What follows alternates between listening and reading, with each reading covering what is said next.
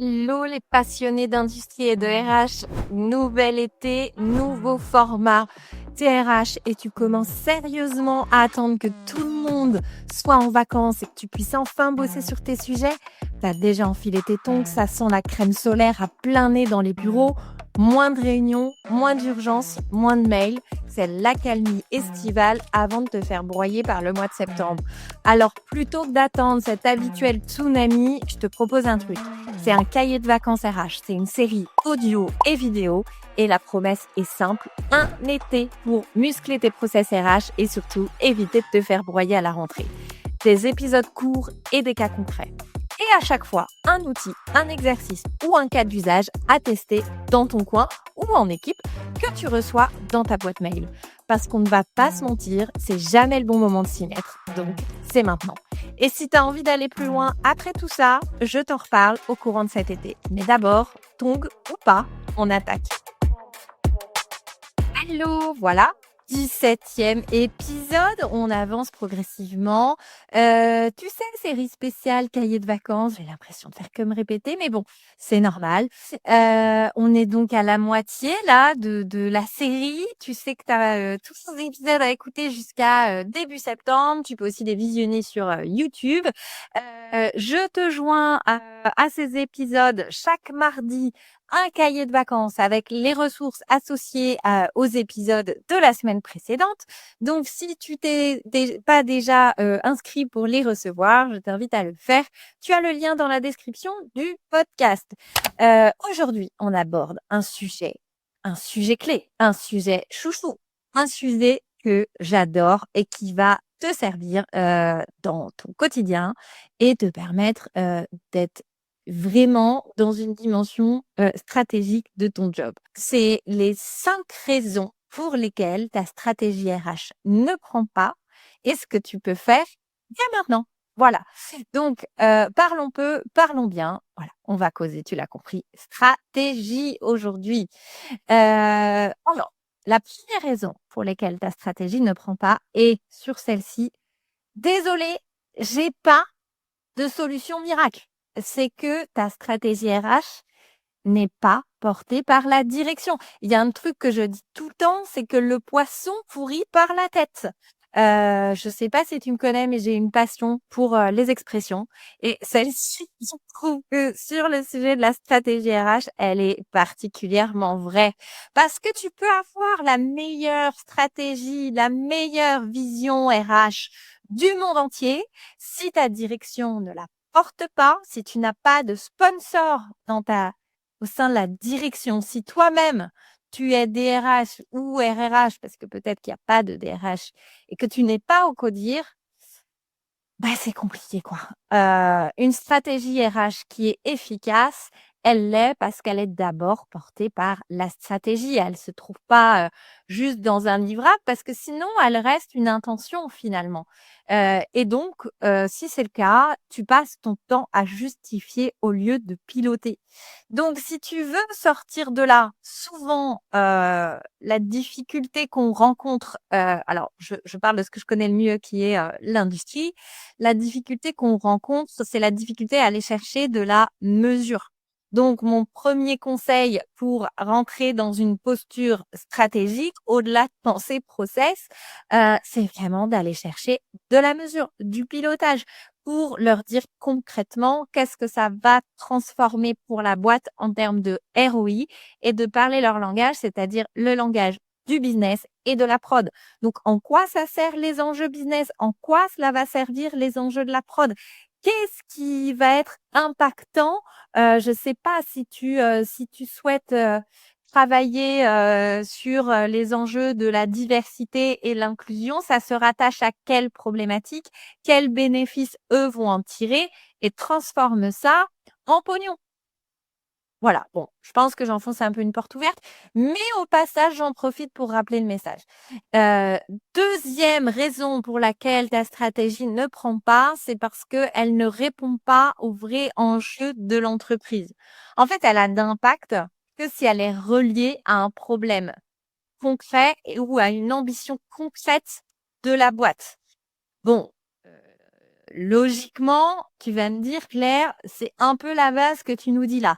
Ouais, je sais, mais je peux te dire qu'avec tout ce que je vois des feuilles de route, entre la feuille de route stratégique de la boîte déclinée en feuille de route RH, et ben, en fait, il y a quand même souvent des écarts et ça ne sert pas directement la stratégie de la boîte. Voilà. Donc typiquement, ça peut être, l'impact en termes de productivité lié au turnover d'un atelier. Ça peut être, je sais pas moi, une business unit ou, un îlot de production ou, un nouvel atelier qui va ouvrir dans 2 ou 3 ans. Bah, typiquement, il faut bien qu'on vienne le décliner en stratégie RH. On va pas attendre les 6 mois avant, pour se lancer sur ce projet-là. Ça peut être aussi rattaché, à, un enjeu important sur la transmission des savoirs. On est dans un contexte en industrie où d'ici 2030, on a 1 million de départs en retraite, avec des demandes et des exigences, des cahiers des charges clients qui sont de plus en plus pointus. Donc là, la nécessité, ça va être de travailler la transmission des compétences. Comment on assure qu'on a un contrat cadre avec notre client pour les 5 ans à venir, les 6 ans, les 10 ans à venir, je ne sais pas. Comment on assure la qualité du travail fourni d'ici là? Paf, on déroule notre stratégie RH en fonction de cet enjeu qui est et un enjeu business et un enjeu prod et un enjeu qualité pour le coup. Bref, tu l'as compris, si elle ne sert pas une tension réelle, une ambition de la boîte, ben, elle va rester intéressante parce que forcément, tu vas apporter de la plus-value à l'entreprise en mettant quelque chose en place, je sais pas, en travaillant la QVCT ou autre. Mais en tout cas, si tu n'arrives pas à prouver et si tu ne démontres pas par A plus B qu'elle va servir un enjeu entreprise directement, elle sera pas prise au sérieux ni par la direction, ni par les opérationnels finalement. 3e raison, si ta stratégie n'est pas traduite en plan d'action, elle restera une intention. Tu sais ce que je vois souvent? En fait, c'est des stratégies RH, sur des termes extrêmement génériques du type, nous allons travailler la diversité et l'inclusion dans les 3 ans. Bon, je caricature un peu, mais vraiment, c'est des choses qui m'arrivent assez régulièrement de voir. OK, moi, ce que j'ai besoin de comprendre lorsque j'arrive dans une boîte, c'est d'accord, ça, c'est l'intention qui est posée. Elle sert à quel enjeu dans la feuille de route de l'entreprise et comment elle va être déclinée en termes de plan d'action, d'objectifs moyen terme, genre 6 mois, d'objectifs long terme, genre, je sais pas moi, 1 an, 18 mois ou 2 ans. Comment elle est pilotée et quelles actions il va falloir mener pour s'engager à réaliser, cette brique spécifique de ta stratégie RH. Donc voilà, si tu as pas de plan d'action, c'est juste de l'intention et des axes stratégiques sans plan d'action, pardon, ils vont vivre nulle part, en fait. Donc je pense que les axes stratégiques doivent être bien formulés pour répondre soit à une ambition, soit à une problématique de la feuille de route de la boîte. Heu, Ensuite, qu'il faut qu'il y ait une déclinaison en plan d'action, heu, pour que ça puisse être pilotable et mesurable et pas que tu te dises quand tu te poses, une fois tous les 3 mois, ou juste, en codir: «Ah mince, je n'ai pas bossé, sur cet aspect-là». En fait, c'est vrai qu'à un moment, si on le note pas et quelque part de réaliser un plan d'action, c'est aussi prendre une forme d'engagement, envers soi-même et que l'ensemble de l'équipe, qui n'est pas que RH, qui va bosser sur ce sujet-là, prend aussi au travers de ce plan d'action. Voilà ce que je voulais te dire sur ce point. La 4e raison pour laquelle ça échoue, c'est qu'ensuite elle n'est pas portée dans le quotidien. Même quand la stratégie est bien pensée, avec les prérequis qu'on vient d'évoquer, souvent elle peut s'effondrer si personne au quotidien ne la traduit. Forcément, ton rôle de RH ici, il est clé puisque c'est toi qui vas garantir que les projets se transforment en séquences vraiment activables, que l'ensemble de l'équipe RH s'aligne, que tu repartes de mon point précédent de ton plan d'action et que tu puisses finalement piloter ton plan d'action au quotidien. Et pour ça, il existe des outils, des méthodes assez claires. Alors, tu commences à me connaître, hein, je les ai piquées aux ingés. Moi, je me sers beaucoup des matrices, par exemple, de projet à 3. Hein. Tu peux aussi te servir d'un tableau de suivi de projet dans lequel tu mets un diagramme de Gantt pour te dire, je sais que à telle semaine, le but, c'est que cette étape et cette action-là, elle soit terminée, etc., etc. Mais je te reparlerai outils un peu plus tard. L'idée, c'est que ce soit pas juste des tableaux Excel qui te servent de reporting lorsque tu es en CODIR, mais véritablement des outils qui vont te permettre au quotidien de piloter ton activité.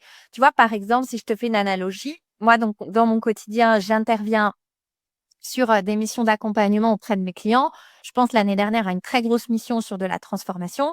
La première chose que j'ai posée, c'est OK, quelle est la stratégie de ce projet de transformation?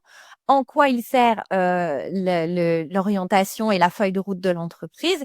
Et ensuite, je me suis posée à me dire, OK, quelles seront les étapes, les actions réalisables? On se fixe quelle échéance pour tenir les délais? Une sorte de rétro-planning en fait un peu amélioré. Ce qui fait que dès lors que, on mettait des routines de pilotage tous les 15 jours, voilà, moi je ressortais ce tableau qui est assez visuel. Regardez, on en est là. Ah, on a pris un peu de retard sur telle action. Pourquoi? Où est-ce que ça en est de votre côté? Et cetera, et cetera. Et là, on est dans le move. Je sais pas pourquoi je dis ça, mais là, on avance et on pilote véritablement notre, stratégie. 5e erreur, c'est un peu en lien, c'est que justement, elle n'est pas pilotée, elle est juste posée.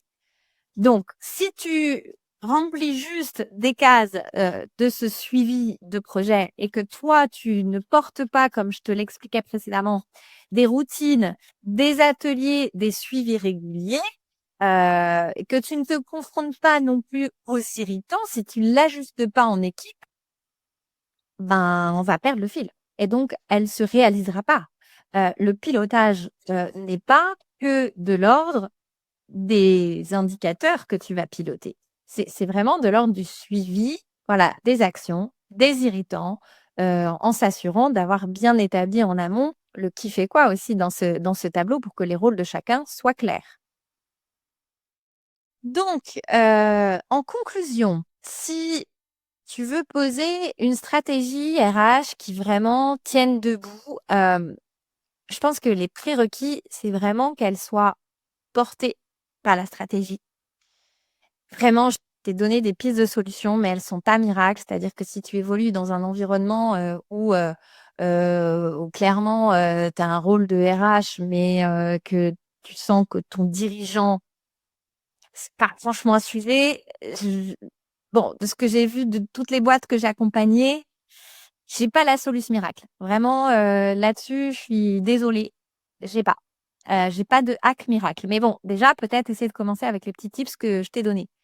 Ensuite, elle doit être ancrée dans les enjeux business.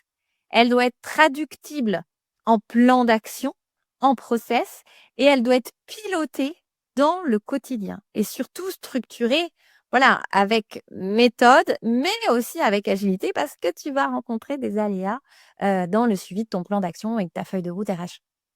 Et comme on arrive à la fin août là, beaucoup d'entre vous vont quand même bientôt commencer les discussions, autour de, la feuille de route, 2026, autour du budget du coup, 2026. Je sais pas, tu me diras quand est-ce que tu commences, mais, généralement ces discussions commencent tranquillement, en octobre, fin septembre, début octobre, donc là, mine de rien, c'est tout bientôt. Donc pour bosser ça efficacement, avec ton dirigeant, je propose un outil dans le cahier de vacances. Franchement, j'ai presque hésité à le mettre, tellement c'est un outil à très forte valeur ajoutée.